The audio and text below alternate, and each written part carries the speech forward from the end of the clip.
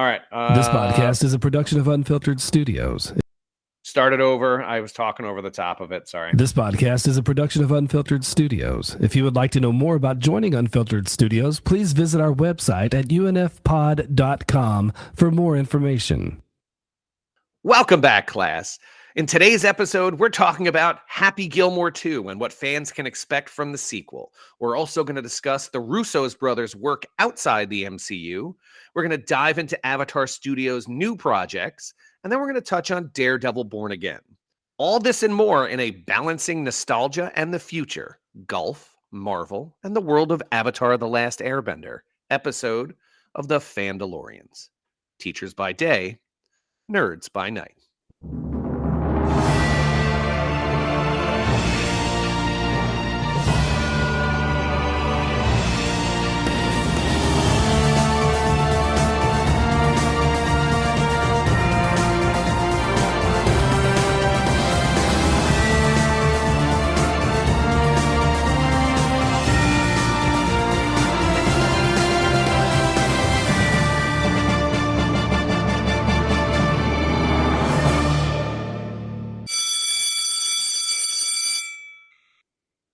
That is the bell.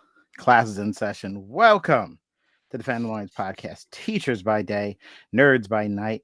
We are the #1 pop culture podcast by public school teachers. Every week bringing you the latest entertainment news, reviews, and lively debates, all with a teacher twist. And as proud members of the Unfiltered Studios podcasting network, we mix lifelong friendship with plenty of banter, good-natured trash talk along the way. I hesitated. I judged you, McDonald, when you butchered your thing in the beginning in my head. And this is called karma. It's coming right back at me. That's what happens, man. I've learned. I should learn. You know what? I'm going to do better, guys. I'm going to do better. I'm going to commit. I'm going to do better. Mail. Yeah, I'm very rusty. Mailbag@gmail.com and text us at 631-494-3632. We get new listeners all the time. Let me introduce ourselves. My name is Mr. Richardson, 4th grade teacher, the man who loves not having to do an outline. Oh, yeah, not doing an outline is just fun. I appreciate you doing this, McDonald. You did the outline.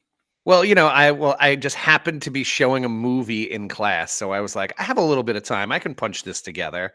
And then I forget what it's like being a brand new teacher, because I also have a student teacher right now, and he's in that phase where his lesson plan's never done.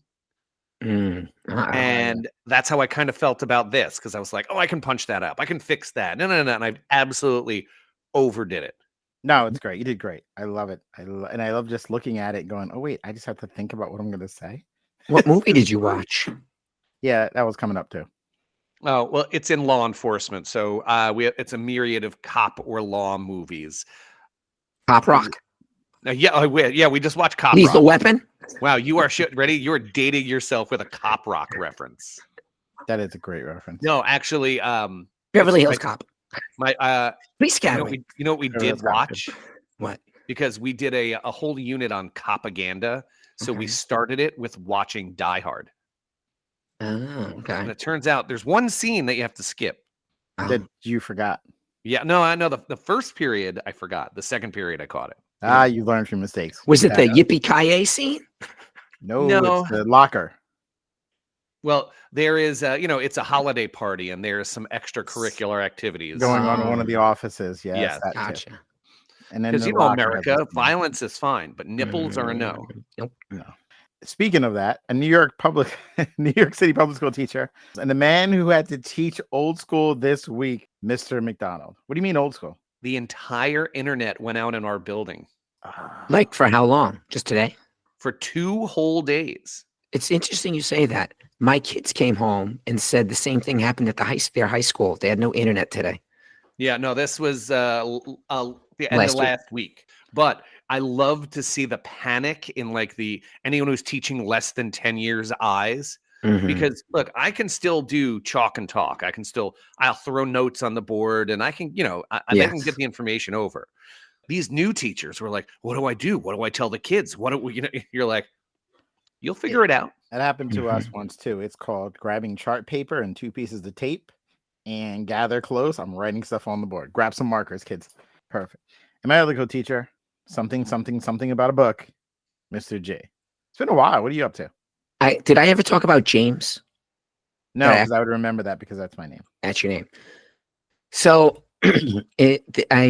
James was last year 2024's book of the year, and it's written by Percival Everett, and it follows James, who's one of the characters from The Adventures of Huck Finn.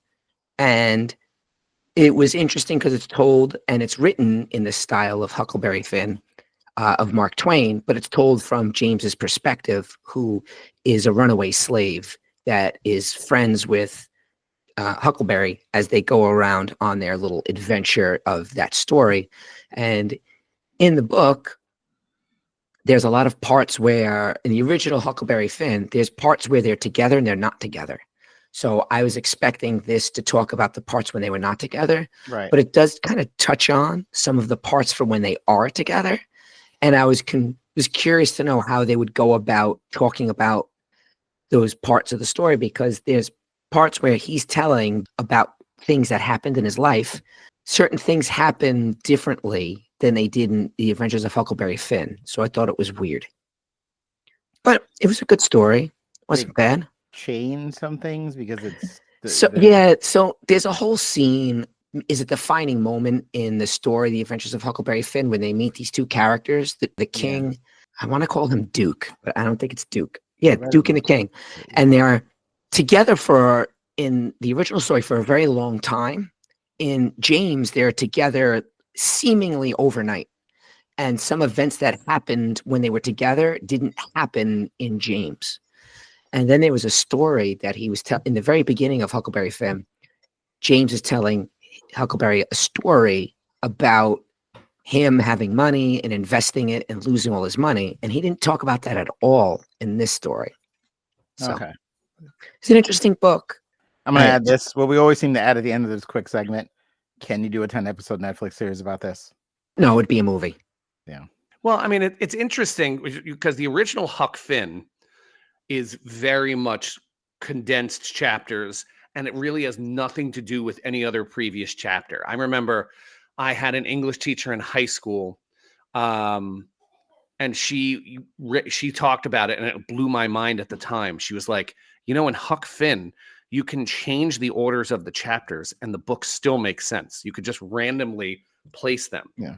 Because it's literally like listening to a kid tell a story. Oh, right. and then this happened. Yeah. And a new story. And that's what it is. Every chapter is like a new little adventure along the Mississippi River. Vignette. I mean, this is the DNA that's built into Encyclopedia Brown. This is how it all started, guys. This is where it all began. They're cousins. I hate those books. I hate Encyclopedia. Love them. Oh, I also love good. I was a good 60% from a book. 50 to 60% of the mysteries I would solve. You're lying. I 1,000% not lying. Liar. It's impossible. I can attest. You're a liar. He was there for it. I was good at that. I would read it and read it and read it and read it and not look at the answer, and I would be meticulous. But I'm a good 40 to 50% maybe. Definitely, there was like 12, I was the opposite. I would read the end before I read the book, so I could sound smart. She sounds smart. Yeah. Don't know. Detective stuff. I mean, I grew up. That's my dad. That's all I ever did. Yeah, but Encyclopedia Brown is impossible. No, they're not. No, not really. No, Yes, come on. The ground's not wet. For one thing, it wasn't. There was very few of them that required too much background knowledge outside. It was like logic. They were the ones that required knowing a flower grew in Brazil. Okay. But the fact that they set up the tent after the rainstorm and the ground was still wet when they were doing the playing cards, okay, you can pick that up. The melted chocolate bar, the temperature was 98 degrees, you pick that up. Like some of them, that's why I was at 40 to 50%. But there were some where like this flower is only grown in Brazil, or the amount of days in a month. I knew that from a song. Like some of them worked, Charlie. One of them was like you just had to know that the mail was delivered to his house on Tuesday. But there was nothing in the story to let you know that the mailman came on Tuesday. It annoyed me. I mean, I'm going to reread that one because I'm sure you missed something. I'm pretty sure it's in the first book. It's in the first. I'm going to find that book. That's what we're doing next week. It's Encyclopedia Brown #1. So hang on a sec. How come there's not an Encyclopedia Brown like Netflix series for kids? Because it's bad. There was one. There was one. I don't think it was a series as much as like TV movie, The Wheat Things. I don't know, but I'm going to find that first thing about the mailman. I'm going to find the clue, Charlie, and next week it'll be Mr. Richardson's book corner. So we're gonna have the mystery of the week. Yeah, I'm gonna Misdirection find complete. it and find where you messed up years ago, and I'm gonna All correct right. you because we're friends. Because I All care. right. All right. So while we, Encyclopedia Brown was a TV series in 1989. No, I How meant many like a episodes? Netflix, like wasn't today. there like one episode, or was it a straight series? I don't really know. It just says that there was. One episode, which I watched many, many, many times. I don't I remember. guess more so. than It that. just said that. Yeah, I don't know. Thing It's is, Although I think IMDb on its own. if Netflix is going to reboot it, do it as an animated show. Yeah, I thought there was an animated. nah, you gotta do live action like the Babysitters Club. You get No, Bugs because then Bunny, you get a you've got cool a tight Sally. window. I'm all in for the show. Yeah, this is one of my favorite things. Guilty pleasure. I'm gonna find that mystery book. I'm gonna solve it, Mr. G. Next week, I'm gonna figure out where you went wrong right. when you were a pint-sized pedestrian. We'll solve that. And while I'm looking up the book now, we're gonna play this jingle and jump into the morning announcements.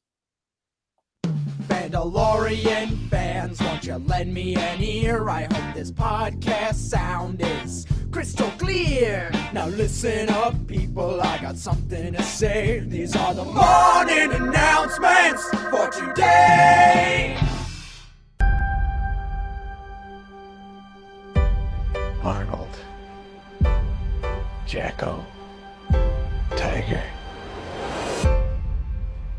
SpongeBob? What is that? What's with the beaver teeth?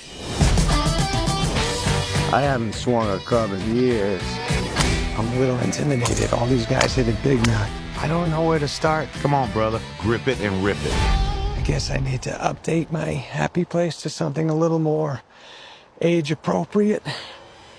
Adam Sandler is back. Says Happy Gilmore. Now, Netflix announced in May that he was coming back to reprise his role of the 1996 comedy. The original film, which I did see, has evolved into a cult classic over the years.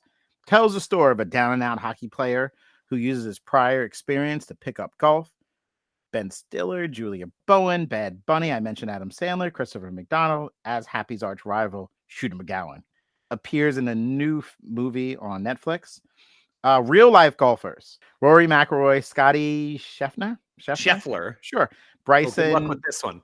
Yeah, Bryson DeChambeau. What is it? DeChambeau. Again, both ways. They appear in the film. If you know golf, you know them. If you don't know golf, fine. I can't pronounce stuff anyway. In the trailer, we see Happy eyeing a collection of busts of golf legends like Arnold Palmer. I drank those. Jack Nicklaus. Not Nicholson. That's very different. Jesus Christ. And Tiger Woods and a goofy bust of himself. You view the trailer. One, I added this. Do we need this? And two, excitement level Monday to Friday. Someone go first so I can find and conjugate a verb. Oh, Charlie, go. But you're muted. You're muted this time. Ha ha! Boom. Sorry. It takes a little for me to get excited. It's late. One, yes, of course we need this. Two, I'm like at a Friday for this. I really liked Happy Gilmore. I thought it was a good movie out of the Adam Sandler movies. I enjoyed it when I watched it. There's very few movies that I will rewatch. Over the summer, I actually went and rewatched Happy Gilmore just to enjoy it. I think I'm not even a golf fan. I don't find. Have you shown it to your kids? No, I haven't. Because we watched it over the summer and they very much enjoyed it. For me, look, I'm not a Adam Sandler guy. It's well established. Not as much. Billy Madison, Waterboy, Big Daddy, these little things mean very little to me. I did like The Longest Yard, and surprisingly, 51st Dates was exciting. I'm not gonna lie, I enjoyed that. But Happy Gilmore is beloved. It's the classic. It's the one I love. It's the one I showed my kids too, and they loved it. I mean, Monday to Tuesday for me. It's on Netflix. I'll watch it. I'm excited about it. I of course think we need this, but I'm always on the stance of we need more of everything. Give more content. Yeah, I'm not like my little co-host here. We're like, no, it's too perfect. Don't do it again. I'm on team writers. I'm on team storytellers. If you think you can pull it off again, go for it. Doesn't work. Don't let anyone try and stop you. It's worth the risk. Take a shot. Go for it. I'm in. Gonna watch it. And if they do anything, I mean, Ben Stiller being back, knowing he's gonna get the all knocked out of him by Happy Gilmore, because I felt like he didn't get enough after what he did to the grandma on the first one. I'm hoping for that closed circuit too. But I'm in though, McDonald. I'm in. All right. So for me, I mean, of course, we need this movie, but I'm going to rank it as a Thursday, not a Friday, only because, guys, this movie might be terrible. You can say that about There's everything no we watch, reason though. for it to be terrible, and that's Now, see, I disagree. There's no reason for it to be good. They're going back to the well. It's going to be a remake, essentially, of the first one. And, think about all of these kind of legacy sequels that have been on Netflix. I would say the best one was Axel F. And you were like, yeah, right. It was okay. And the no, that rest was a just, great movie. Oh, that was Kidding great. me? eh, That was great. it was all right.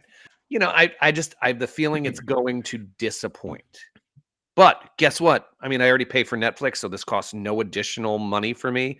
So of course I'll go see it. Like I said, everything they want to make a sequel, I'm in for. I disagree with Top Gun. I was dead wrong. I'm never saying no to anything again. I didn't think they could do it again. They did. Same people are involved. Let's see what they got. I can come up with funny stuff again. Never know. I'm in for this, though.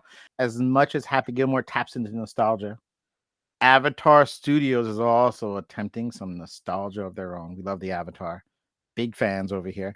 For several years, Avatar Studios has been secretly developing. I love how it sounds like they just quietly in like a building with all Like white walls and a windows. nondescript building. Yeah. Like where Tommy worked for Martin, like when no one knows where he is. He's in there. Several projects set in the Avatar, The Last Airbender, and Legend of Korra animated universe. After exiting their work on the live-action Netflix TV series, co-creators Brian Konietzko and Mike DiMartino announced the studio in 2021. I worked hard for that because I love them. I didn't want to butcher their names. A couple things that got lined up. Let me run through them really quick. First, the series is set in Seven Havens, is a series set in a world shattered by a cataclysm with the remnants of humanity surviving. A young earthbender discovers she's a new avatar after Korra, but in this era, being an avatar means she is seen as humanity's destroyer, not its savior. The new avatar is also hunting for a long-lost twin sister, adding a unique dynamic to the series. So the new avatar and her twin must uncover the mysterious origins and save the Seven Havens before civilization's last strongholds collapse. 2 seasons, book 1 and 2, 13 half-hour episodes each. We also have Ashes of the Academy, which is a graphic novel coming out in March of this year.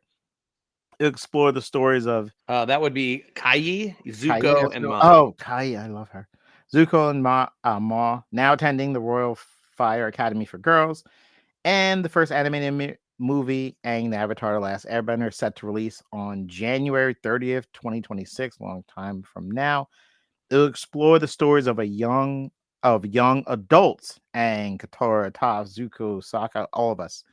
So it's them just paying their student loans and buying cars and renting apartments. It's going to be a great time. Also, there's a video game based on Avatar Legends that's supposed to come out, set thousands of years ago. How successful do you think this new Avatar studio is going to be? What challenges do they face? Are we worried about oversaturation of the IP? What do you guys think about this? Cut. Well, the one that I'm most interested in is the video game, because I just think it's going to be super fun. Because how many times do you watch the original Avatar and the original Korra and just watch the fighting style and you're like, that is so cool. And just having that as a controller and doing that. And the only thing I wish it was like the characters we all kind of know, but I'm sure that'll be like unlockable characters or whatever. I mean, I've mentioned this previously. I got really into the comic books after the series just because I missed the characters. So I thought that was very, very successful. But what I'm just concerned about is I don't know if everyone is as in on Avatar as we are. So like how many people have to watch this for it to keep happening? So I really hope that people watch it because I'm sure it's going to be good. I trust the writers. I trust the animation. I think it's going to be good, but will it be good enough to like prosper and keep going? I think this is going to be amazingly successful. Avatar Last Airbender ended in 2008, 17 years ago, and Korra ended in 2014, it's 11 years ago. It's still loved. It's still beloved. People still rewatch it, and you have people like us who introduced it to our children. I believe you guys all did that to an extent, right? Okay. Yes. I don't remember. And Bryn absolutely loved it. Hayden liked it. And Bryn is obviously in for all of this. So with people like us bringing a new generation and doing it right, I think it's going to be successful. Fans want it. It's still there. It's still loved. They just made a Netflix series. It's going to be It's going to be great. I'm looking forward to, as much as I want to see them as adults. We kind of know how that story ends, but I am looking forward to see them back together again. I hope they do it right. I hope they do it like not Star Wars right, where you get them all together, but some reason they hate each other. No, bring them all together for another adventure. Do it like Next Generation style, Picard season 3. I'm in for that. I am fascinated by Seven Havens. I love that this Avatar is right after Korra. I love how the world is shifted to the point where the Avatar is the enemy. And I hate to bring up Star Wars twice, but it goes from like Phantom Menace, where we love the Jedi, to Revenge of the Sith, where we're hunting and hate them, and the media has convinced us they're evil. I just like the fascination of a brand new world and exploring it and what this could possibly mean. All of it's great. Video game too, if they do it right, and they have their own studios, and this is their first game, they got money invested in it. Charlie, I'm all in for this thing. It's gonna be great as well. When I saw this announcement, I went through all stages of grief. I went through all those stages because first I was shocked. I was like, Yeah. oh my God, this is happening. And then I was like, denial. Wait. Sorry to cut you off. Which one in specific, or just the whole, or All the of new one? them. I went through All all of it. 7 stages For every single thing up here. in more or 5 less. minutes.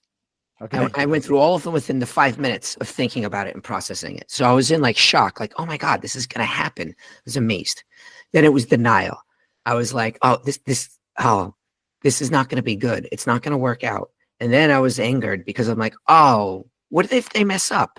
They're going to ruin something. Then I was bargaining. Oh, what if they do this? What if they do that? And then I was depressed because I have a love for Avatar that I feel eschews things a little bit. And I feel like there's a lot of hype for it, and I'm going to get saddened by it, just like M. Night Shyamalan did to me with the movies.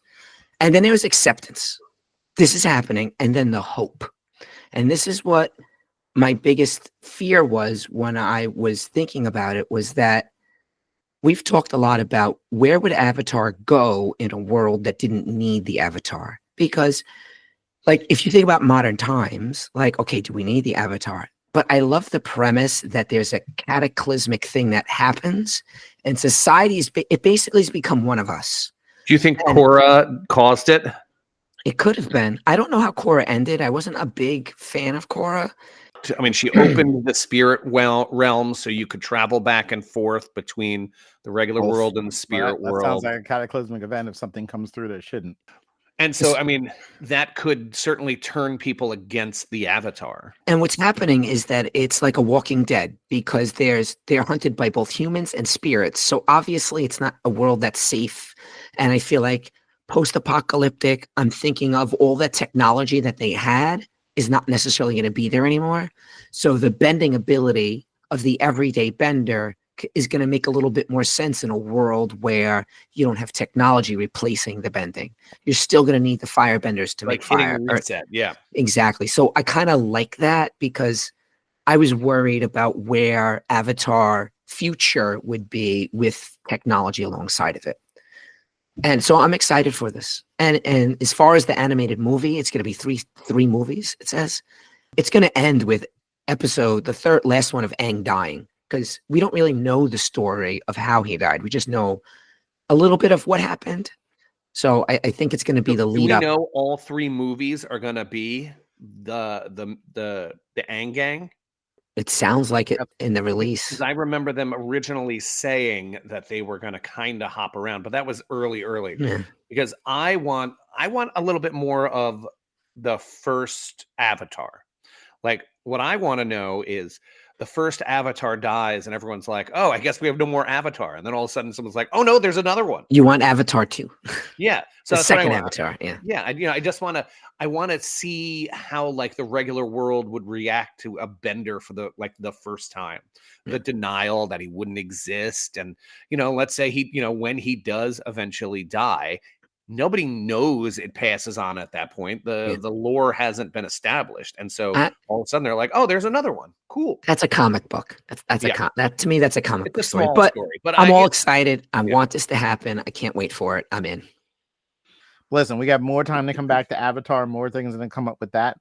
Right now, it's time to go to our building meeting. We got things to discuss. We got to discuss the Russo brothers. We got to discuss Daredevil. Charlie's love for Daredevil? I don't think so. We'll see. Here we go, running the music.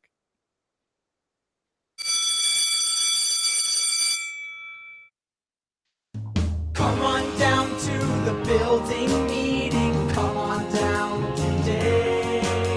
There's many things to talk about. Yes, you have to stay. Urgent things to discuss. So lose that face of disgust. No, this couldn't be an email. So come on down today. Building meeting today. Oh, yeah. It's the building meeting today. Now, hang on, Mr. Richardson. Before we start our building meeting, we do have to talk about how you can support the show. We have to do this. We have to do sponsors. All right. You know what? We have to do the sponsors. You're right, McDonald. So you know what? Let's talk about how you can support the show. Of course, you can always check out the merch by heading to TeePublic. The link to our storefronts in the bio, as always, and all of our proceeds go to Laney's Legacy of Hope. Laney's is a nonprofit organization that engages in fundraisers and activities to provide assistance to families with someone suffering from pediatric cancer. It's volunteer-run programs. There's no CEO, no board. So when you donate, 100% of the profits go right to the families. 100% of our cut goes to Laney's Legacy of Hope. You can check them out at laneyslegacy.org. If you live in Long Island, check out Red Shirt Comics in downtown Port Jefferson for all of your comic book needs. The official comic book shop of the Fandalorians. And for those listeners who don't live on Long Island, remember, shop at your local comic shops. Now, apparently, guys, a block away from Red Shirt Comics is one of our new sponsors. She can see the comic shop from one of her windows, she said. Nice. Let's welcome Willow and Harlow Candle Company. It's not just any candle company. It's a place where creativity, relaxation, and a little bit of magic all come together. Every single candle they make is hand-poured with love, using all-natural soy wax and thoughtfully blended scents that are as clean as they are delightful.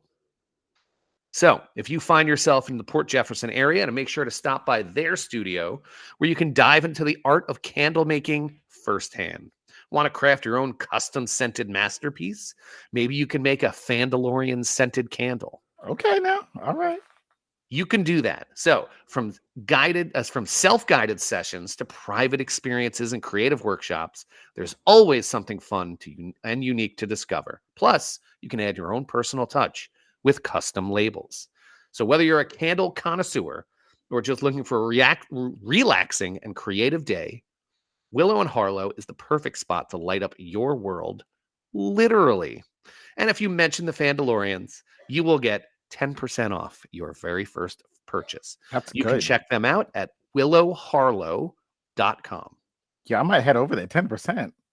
Just gonna wear the shirt. Be like, look. I'm gonna try to create the Fandalorian signature scent. Signature scent.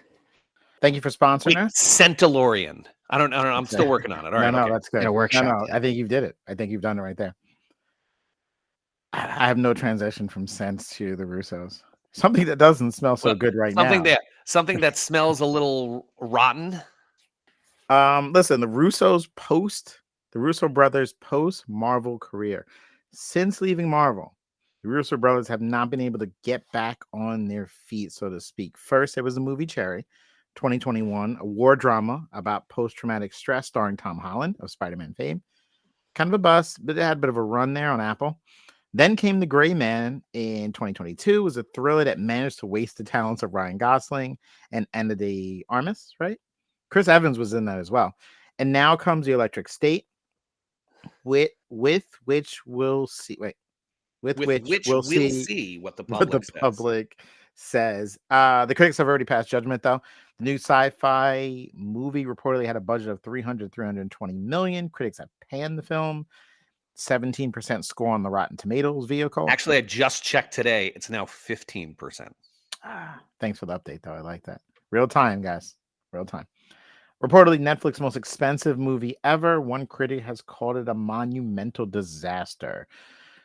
All right. So, what do the recent Russo brother movies mean for Avengers Doomsday? And we can also talk about their success post Marvel. Or lack of success. All right, I'll go first. Yeah. I thought the Russo brothers were very cutting edge directors on shows like Community, where it gave them the freedom to try a lot of different genres, and it did show their talents. And I think they are very, very, very talented. But also, I think, I don't want to say this insulting, but I think that they, left to their own devices, don't make great decisions, and they kind of need someone to be like, hey, let's rein you in a little bit. And I think that's ultimately why they returned to the Avengers. I mean, all of these movies on the Netflix movies should have been good. They all looked good. The trailers were good. And then you watch the movie and you're just like, huh. And so this just tells me that the Russos may be excellent directors, but maybe they're just not that good at writing, or at least story wise, and they need someone else to do that.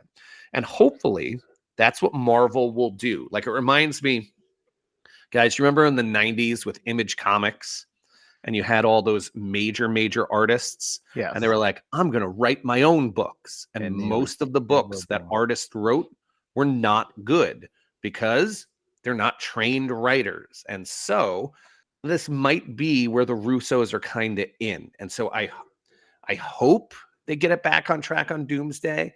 Or is it going to be one of those things where their stink is going to kind of go back to Avengers? What do you guys think? All right, so McDonald, I did the research. I actually did the research because I was thinking the same thing as you. And then I said, you know what? Let's look up the writers that they've worked with to see if that is the common variable we need to look at. So I looked up Christopher Marcus and Stephen McFeely, who, in addition to Narnia fame, they wrote the trilogy for Narnia, not connected to Russo Brothers. They wrote all 3 Captain America movies, the Avenger films, etc. So I thought, okay, maybe these are the guys you need to work with. But they also wrote Electric State, and they also wrote Gray Man. So the same writers have been with them through their ups and downs, so to speak. These two gentlemen. Interesting. So maybe it's a Feige thing. Maybe they need producers. I didn't think producers and did then anything. when I started digging into it a little bit more, I said, okay, Cherry wasn't really in theaters as much as limited release, and then it was only on Apple. It only cost $40 million to make. I mean, some people like it, some people don't like it. Gray Man and Electric State were only on Netflix, which leads into Charlie's point in a minute. I won't step over it, but Gray Man was the 5th best launch ever of a Netflix series, like 88.5 million hours. I get it. You know, it's weird how they do that thing, but that's their report. It is true. Netflix doesn't care about if a movie's good. They just care about if it's watched. Right. Now, Electric State, though, only had 25 million views, which still didn't crack their top 10. So I don't know. I look at it more like, and Gray Man's based on a book. Electric State's based on a graphic novel. Cherry's based on a book. We have not seen them put something out in theaters that's more or less original content, or not based on something, I should say. But they haven't done anything in theaters since Marvel films. Everything's going straight to Netflix or Apple TV. So are they not making any money for the company? And this leads to what Charlie talked about in the group text. But Charlie, take it away, because this is kind of where I'm going with it. So it's interesting to hear you say that the writers that they worked on Electric State, because I'm only going to say this about the plot itself. More holes in it than Swiss cheese. Like, I can't even talk. My throat's all. I had a long day at work today. Yeah. The story itself has a ton of plot holes. Mr. McDonald, don't watch it to think about it. Just you get some popcorn, a lot of extra butter, and just watch it. Enjoy it that way. It's your typical Netflix movie that's designed to watch as you're looking at TikToks on your phone. Yeah, there's like, you kind of look up, you come back, you look it's up. It's beautifully done. Like, it's great. Sure. You could see they spent all of this money. Right. It's like, this is like my the Zack Snyder films. But I don't understand why. How is Netflix going to make money on this movie? They're not getting rentals. It's like, no one is going to go be like, I don't have Netflix. You know what I'm going to do? I'm going to get Netflix to watch this movie. Like, I don't understand how are they making money back on it. I don't get it. Is it a tax write-off? I don't understand how they make money off of a budgeted movie like this. How? I mean, look, if let's say it costs $300 million to make. are they getting $300 million worth of new subscribers for this? No. But also because this is my argument, as I will say, sometimes they also have to make movies to retain people they already have. And so the only possible solution I could think of is the algorithm has said these are the types of movies that people want to see. And what I'm worried about, I mean, what I'm hoping for Marcus and McFeely is they said, you need to make a movie and it has to have X, Y, and Z in it. And so they were kind of pigeonholed into that. Well, but can you spend less money? To Charlie's point, like, if you have to do this, but you're then paying for the why are name. you spending so? But why are you spending? Like, paying how for the do you? name. I agree with Charlie. Like, how are you turning a profit? Everyone has Netflix. All of us have Netflix. It's the number one. It's the reason why we were arguing a few weeks ago how I said they're never going to let out their stuff, because they've cornered the market on their original programming. If you want Stranger Things, you need to pay for Netflix, and they're never going to give it up. That's my argument. But the point still holds. If you're going to spend that much money on Stranger Things, people are going to stick around for it. It's a big thing, whether you like it or not. But But are for people this, really sticking around? But it's still the number one going away, and it's almost $20 a month, and it's still the number one. But either way, people will come, even if people leave. If you put Stranger Things back into the final season, people will re-up for that and hopefully forget. But why are you paying this much money for it's not even a series? Like, what keeps them? How did they turn a profit on $300 million? That's what I don't understand. Well, what I will tell you is in the Q4, the latest data I have is Q4 2024. They gained 13 million subscribers. So I don't know how much that actually equates into money-wise, but they're doing something right. I know someone that worked on their college graduate MBA business degree, whatever you get after you, I don't know, like in teaching, you go to graduate school, you get your master's. Yeah. Well, in business, what do you do after you get your business degree and then you get it? You get an MBA. Okay. One of the Masters of Business. One of his MBA, part of his paper he was telling me about, he was working on, was that number that you just said does not tell you, Netflix doesn't tell you whether or not that's just people like Mr. Richardson talks about that drop it and resign, drop it and resign. It could be that one person redoing it. How many? 13 million times? Yeah. 13 million times. No, what I'm saying is also part of the streaming wars is so you're getting new subscribers. You're also trying to keep your current subscribers. I'm going to disagree with Mr. Richardson where he says people don't leave Netflix. I left I don't Netflix, think they do. And then I came back. Came back though. Yeah, I got to leave Paramount Plus. And then you know how leave hard eventually. it is.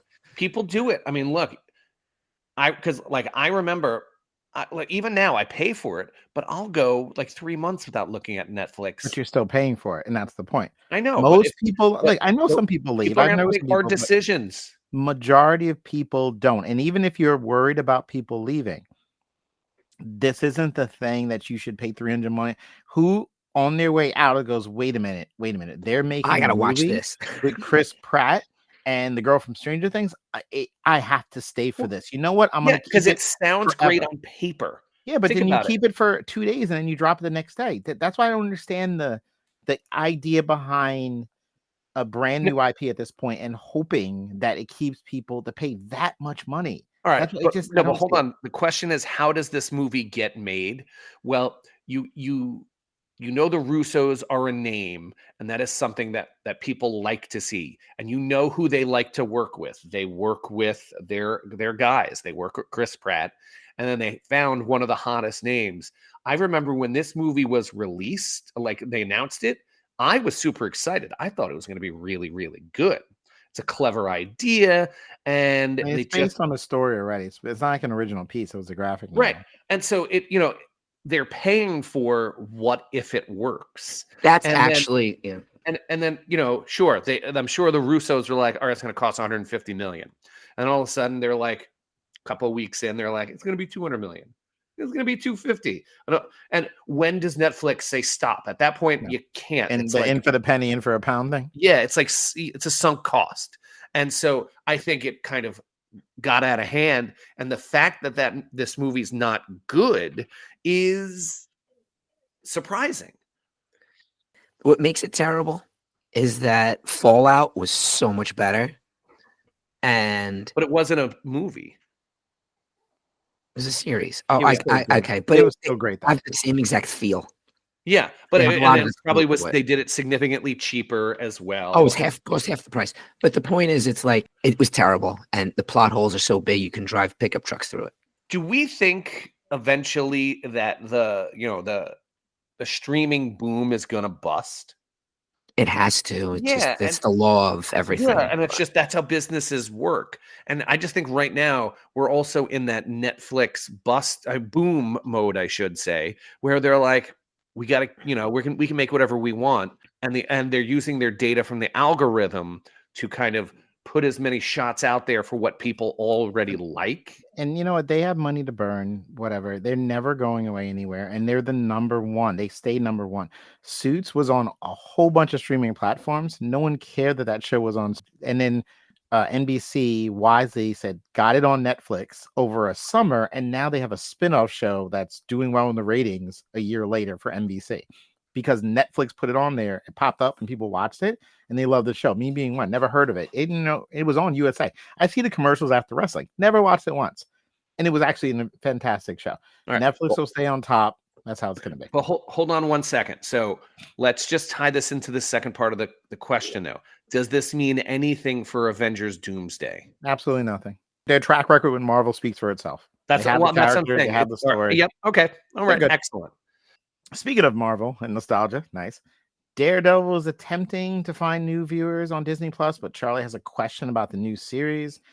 All right, many fans are curious about if they have to watch Netflix Daredevil series before watching Daredevil Born Again. Fans have also been curious about whether there were any previous MCU installments they need to view before diving into Matt Murdock's first solo outing. Although Born Again is a reboot of the Daredevil series that first aired on Netflix, we have Vincent D'Onofrio back as Kingpin, John Bernthal back as Punisher. Okay, Daredevil Born Again was originally a reimagining of the original show, according to Charlie Cox. However, the series got a creative overhaul in 2023. I believe 5 episodes in, they kind of did everything. Listen, it's out now. Let's cut through it. Should you watch Daredevil before watching Born Again? Thoughts so far on the series? Charlie, your questions. So let's just leave with you on this. All right. So this was a show I said I had zero interest in watching. And I found myself having nothing to watch. My son and me were watching on Disney Plus. We were watching Win or Lose, which wrapped up. Pat, did you finish watching it? Oh, no, fantastic. We have the last two to watch. Yeah, it's great. Oh, absolutely fantastic. Jimmy, did you watch this? Well, Jimmy, so here's the plot. I have no idea what you're talking about. He doesn't have to. I don't want to jump into it because I totally want to talk about this show. No, well, I'm going to give him the super quick elevator. Yeah, like 50. Okay. So, Win or Lose is the Pixar first TV show, and it is 8 different point of views about one thing that happens, and it has to do with sports, and it's fantastic. It has no business being that good. Wow, and that's to do with sports and Charlie's in. Now I have to watch. Oh my God. We got to do this one. Absolutely fantastic. So I was like, whatever, I got to watch something now. So I was like, whatever, let me watch this Daredevil Born Again.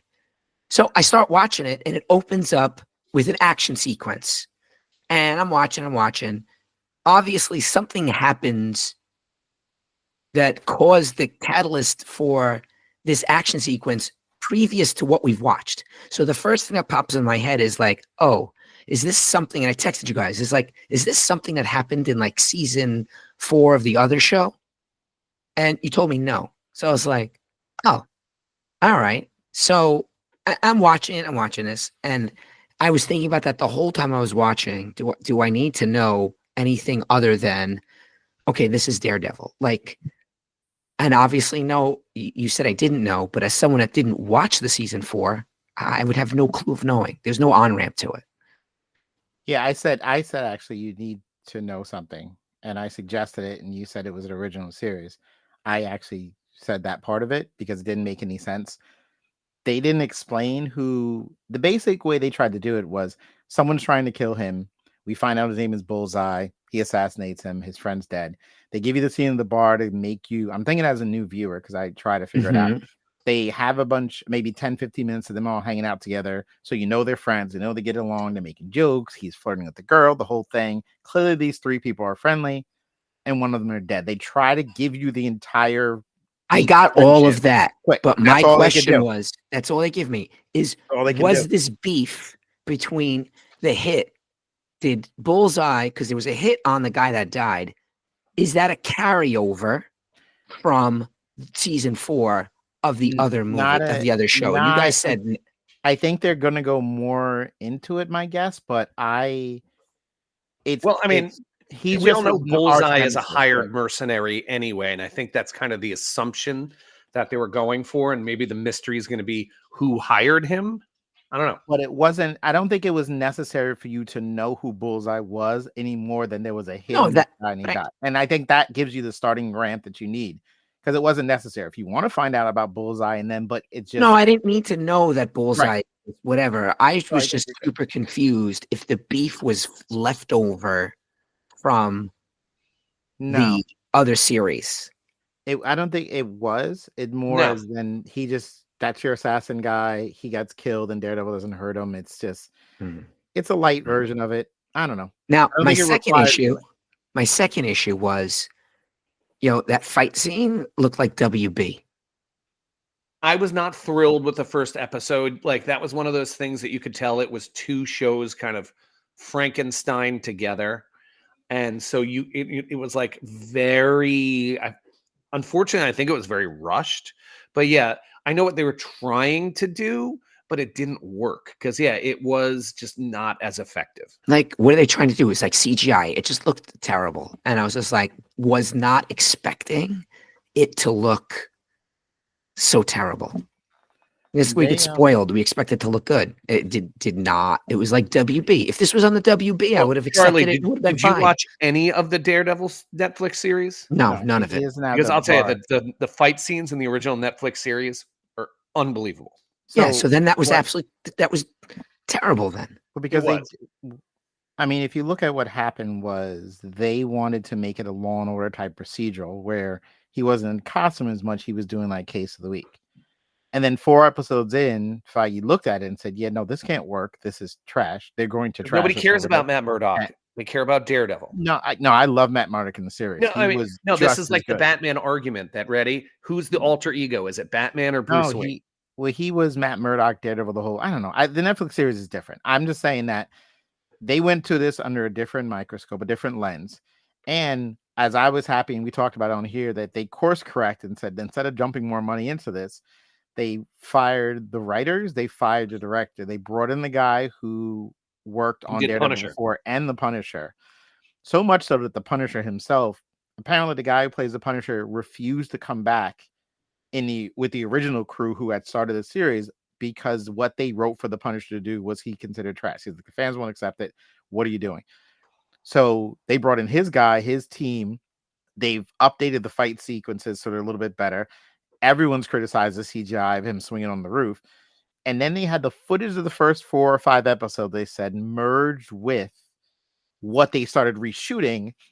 Everyone, even Brandon mentioned this, everyone involved who had seen this indicates that by 4, 5, 6, it starts to take a turn towards more the Netflix series, because at that point they're fully in control and they kind of steer it where it should go. So can I ask you a question? Is it over? Say it again. No, it's over. It's 9 episodes. Yeah, it's got 2 seasons coming up. No, but anyway, is on Disney Plus right now. Is it still? They just did episode 3. Episode 4 just came out. The one with the Punisher in it. Yeah. Oh, that was episode 4. Yeah. So, now, but hang on, Richardson. So if this is what they're going to do, why not just start over from scratch? I mean, because it seems so apparently obvious that this is 2 separate shows. Like, it reminds me of Robotech, where they took 3 other anime shows and chopped it together to make another story. This was broken up, I think, during that like writers or something. The writer strike, they were like, why so not it became like, listen, you have 4 episodes. We have enough to try and do something. They don't have the original cast back because they killed one of them and everyone's gone.